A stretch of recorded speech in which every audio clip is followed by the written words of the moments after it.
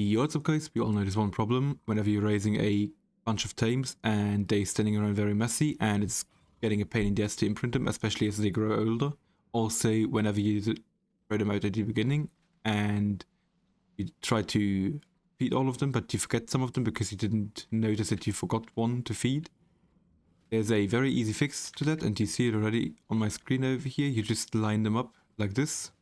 Looks very clean, just like if they were lined up to make a lot of eggs, you know.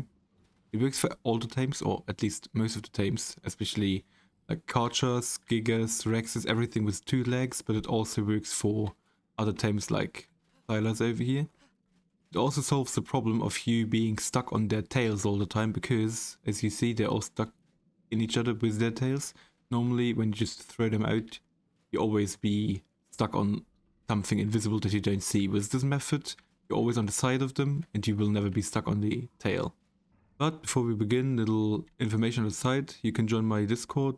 I do post a lot of information over there for the game itself, ionized settings, graphic settings, but also fixes when you have like problems with your computer. I'm always willing to help everyone, or if you have any questions for building, just hit me up over there. I'll put a link into the description, and also I think there's an info card at the top over here.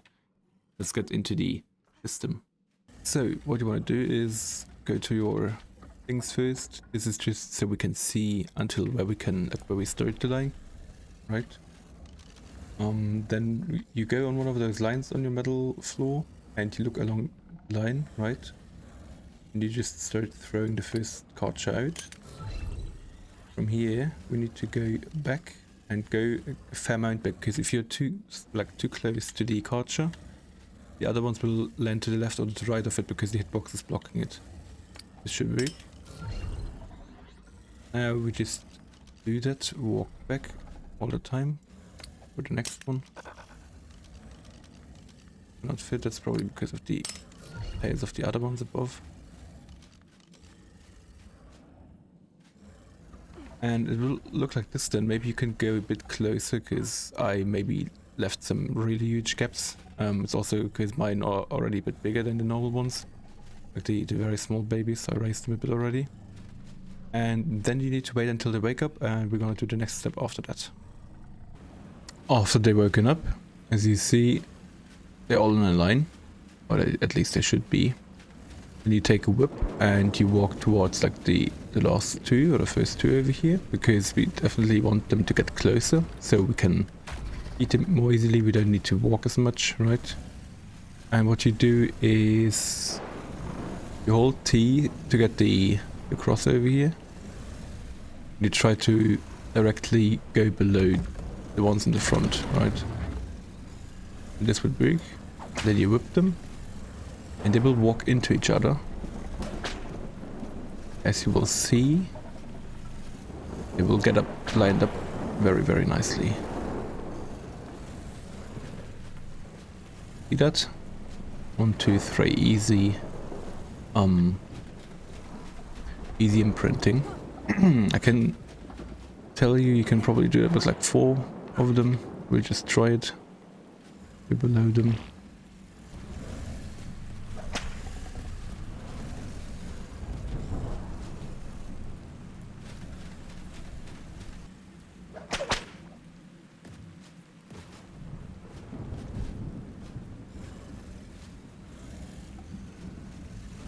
What you just saw is that this one was a bit messy, so I whipped it out. If you don't hit like where they're like this little shield is, right, the little information, they won't walk away. But I'm gonna show you how to get that one back into the line as well. So, because what we want to do is we want to get this one back on the line, on this line, right? So I'm gonna get him back. Like this, and if you shoot him out of the line in a in a 90-degree angle, right? If you do it back, he will most likely be on the same spot again. Then we just try to majorly adjust it. Is it called majorly? I don't know. Do you see what I mean? So he steps back onto the thingy.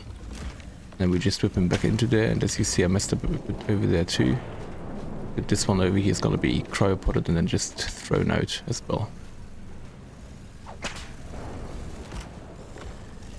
Yeah, it happens, as you saw, it happens when they can't like really step up anymore. It worked better over here. This pile is a little mess.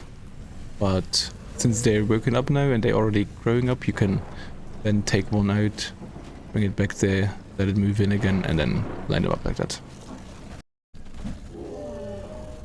What you want to do then is turn ally looking off, because as you see they turn their heads towards you, and if I'm trying to feed this one in front of me right now, the head of this one over there will block me and try to give me this one, and you might...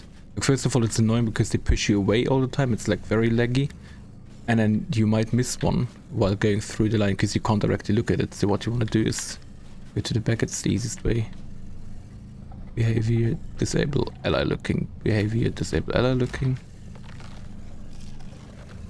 And then you get a perfect line like this. You can walk next to them, easily feed them and imprint them.